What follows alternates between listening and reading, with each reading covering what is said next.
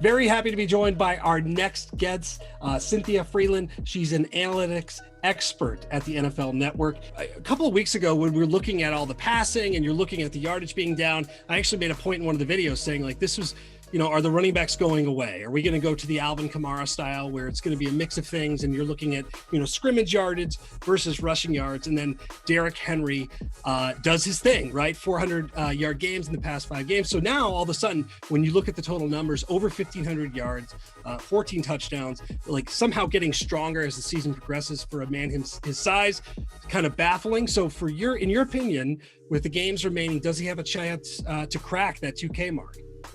I think actually Derrick Henry could run for all 500 yards this week against the Lions, because that's just what you do against the Lions defense. They've decided they don't want to tackle any running backs. Derrick Henry, he doesn't look like the guy you want to tackle, like even if they did like to tackle running backs. So probably getting at least 500 against the Lions this week. He's just, he's just one of a kind, is it really what it is, right? He's very special, as opposed to some strategic move to, and I keep stuttering because I just thought to myself about Miles Sanders in that upset win against the Saints. I mean, the Saints had been, they'd been really good using light boxes all season long until they ran into the Jalen Hurts, Miles Sanders read option situation. So point being, there are some strategic moves in where run games do work really efficiently, but on the whole, Derrick Henry like greater than in matchup terms. Have you ever seen his high school stats? Like, have you ever, I feel like I posted this on Twitter like 3 or 4 years ago, and I feel like it's one of those retweets that's like sort of into the abyss because he's carrying the ball like 40 times a game and running for 500 yards. Like, it still is kind of mind blowing that he is not watching him on one of those 90-yard runs. It does defy football physics, right? Like, he's just a unicorn.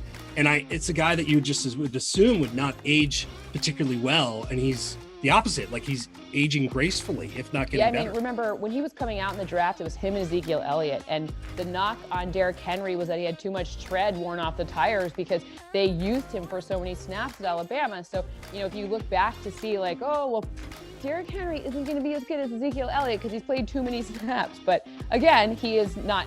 It's sometimes I have a hard time believing that we're the same species. Like, I could theoretically donate a kidney to him, but I don't think he'd want my subpar kidney. But point being, sometimes I don't think we're the same species. It's crazy. Yeah, I remember standing on the field before an Alabama game, and it just was like I envisioned having to tackle him and how bad that would be. It would not go particularly well, and it doesn't go well for professionals that are paid a lot of money to do this. However, there's, in terms of the whole idea of kind of the hierarchy of the current running back, right? And you look at Derrick Henry, we talked about his numbers. We look at Dalvin Cook, who I absolutely love watching him play in terms of running hard and extra yardage, yards after contact and everything else. And then also Nick Chubb, who absolutely destroyed my fantasy team this year when he went out. Not bitter at all, but still another guy that incredibly explosive, does so many things, obviously has had a great year when healthy. So as you evaluate the years and just general abilities of those three, put you on the spot, I guess, to pick one, if you have one, which back are you siding with? I mean, look, I think the durability of someone who has to run through a billion people and get tackled a billion times in every single play, no matter who you are, at some point that catches up to you. I also think strategically, with the kind of modern way football is going, with quarterbacks that look like the college quarterbacks, because by the way, it's supply and demand. That's what's coming out, right? Like, you can't go back and remake Tom Brady, really, right? You have to go with what's in front of you. So I would say probably the pass catching back, especially the pass catching back that is very versatile in the alignment, meaning the pre-snap motions are there for them, like the Aaron Joneses of the world, right? Like, the pre-snap motion, they can line wide, split back. I mean, Alvin Kamara too, but I think of Aaron Jones a bit more because of their use of pre-snap motion in Green Bay that's just been super efficient. So I think that's kind of the future of that position. I think you got to take a guy like that over Derrick Henry, even though, because you don't know if you're going to get Derrick Henry, right? Like, until he becomes what he's become, it's better statistically to take one that can help you in the pass catching game and kind of mimic the run using a pass. Yeah, all three have been absolutely great.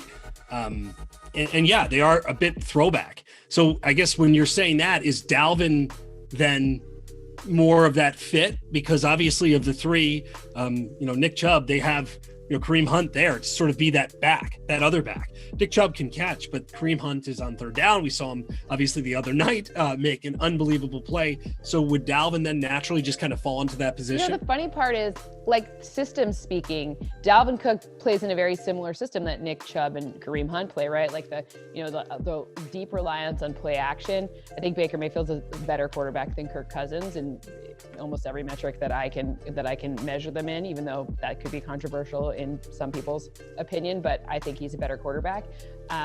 The thing that's interesting about Dalvin Cook versus Chubb and Hunt is the O-lines, and Minnesota's O-line has not been great this season. They've had a lot of problems along that O-line. So that means probably Dalvin Cook's having a better season overall because he's been able to do more with a worse situation, as opposed to Kareem Hunt and Nick Chubb. Like, they get a really nice O-line to run behind. So that improvement in their O-line is really one of the bigger differences between Stefanski and Stefanski, because you get the run game going, you have the change of pace back in Kareem Hunt, and then you can get the play action going, and all three things kind of have this fortunate, this virtuous cycle. So, I mean, it's hard to measure them kind of on their own, because the system and the fit and the other people around them really matter a lot, which is why running backs, some people say running backs aren't as valuable.